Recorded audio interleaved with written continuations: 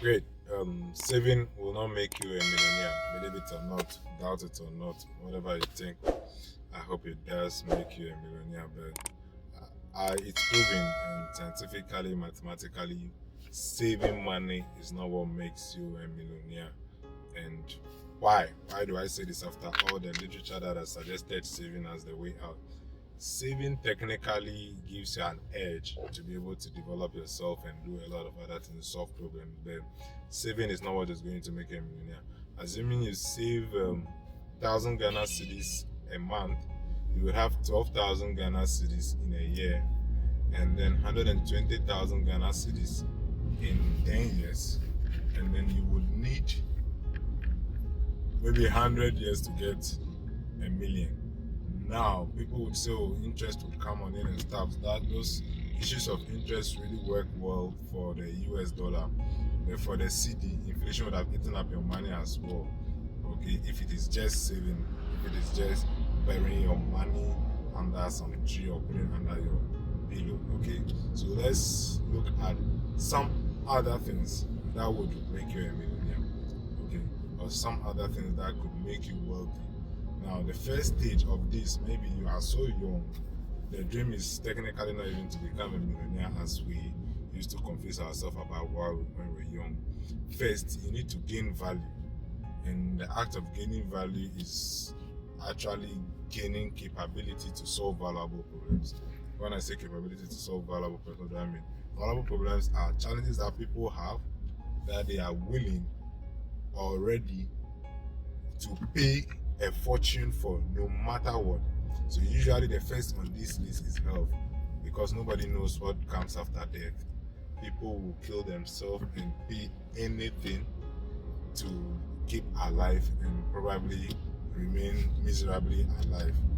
It's an interesting phenomenon. Nobody has come to an understanding about it because nobody knows what happened after death. Okay, so you need to get value in such a thing. So you decide to probably study medicine or discover medicinal activities, health benefits of stuffs, workouts. You develop an enterprise that gives health solutions. There is a chance for you to break through. Okay. Now there are a lot of other things that you can look at as well. So you can look at transportation. People certainly move always. So if you have a transportation solution, there is huge patronage. Everybody needs it and they will pay a fortune for it. Another thing is energy. So maybe electricity, oil and gas. That's why these sectors will always boom, because people can technically not survive without electricity. The transportation system cannot survive without electricity. Even the health system cannot survive without electricity. Then you can look at food.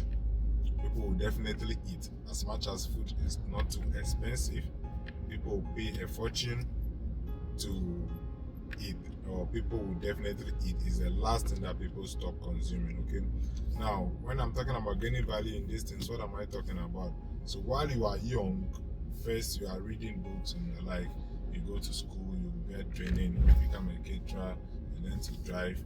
That's the least level of gaining value in these things. You could get paid some job. Now at the higher end, we are talking about innovation. So you talk about Elon Musk. He brought a scientific solution where he can use solar to a replacement for energy to transport people at a more affordable cost. Okay, so he solved two problems. Okay, so there are issues of convenience, there are issues of making innovations that people can connect to each other easily.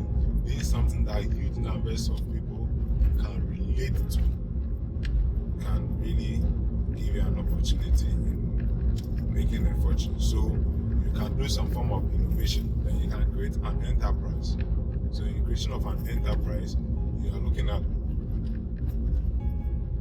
learning something, starting a business that can probably just lean on a valuable institution. So Elon Musk has already produced cars, so you just get money and import the cars and then you sell it. So it's a thing about supply chain. In the days of computers, when computers were booming, anybody who sold computers had a good fare of wealth. Okay, anybody who sold oil in the days of oil had a good share. now we are in the days of social media and IT. I believe people who are doing IT are getting a fair share, okay, of the wealth and opportunities that come alongside with it. So you can look at this as well, and then you can also look at creating opportunity for others. So this time you are technically not in the place where you are starting and running and holding a business, okay, where you are creating opportunities for other people. So you are probably doing education in those industries. I hope you have an understanding. Then one more thing that you can do is to invest into the thing. So this is an act of saving, which we need to understand. So instead of saving money, which I spoke in the beginning, and people, you probably had a different psychology about it. It's not the putting down of money that will make you rich, but it's the putting of your money to use. So when you put your money together, you now put it to use in these industries. Okay, there may be other industries that I have not spoken about. You now put your money to use. When you begin to gain interest that defeats inflation, okay, then there is a chance that your money could accumulate a little bit faster. So you put your money to use in those industries. You save your money and then you use it to gain knowledge, which is power. Get it? So you put your money and use it to gain knowledge, which is power in this industry. So you save, you go to school, you get a degree in aeronautic engineering. Now you have become an engineer. You can probably manufacture a plane or repair broken down planes. So you begin to gain a lot of value and you can solve pressing problems in that industry. Okay, so you save a little bit more, you buy tools and equipment so that you can probably solve bigger problems or solve them faster or save on your cost of solving those problems.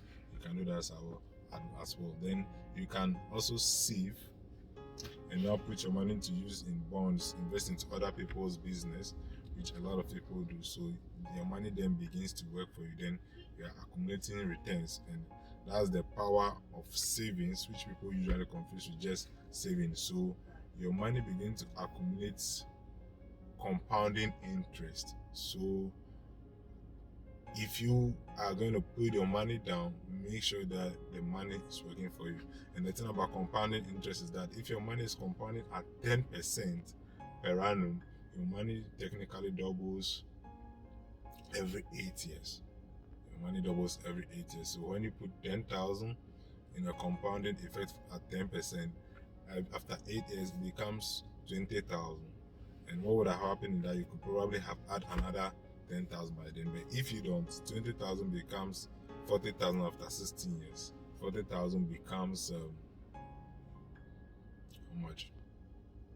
80,000 after 24 years. So you realize that there is a curve that is exponential in nature. So if you put more money to it, then you probably invest into a bigger business that can give you more returns, and your capital is also there.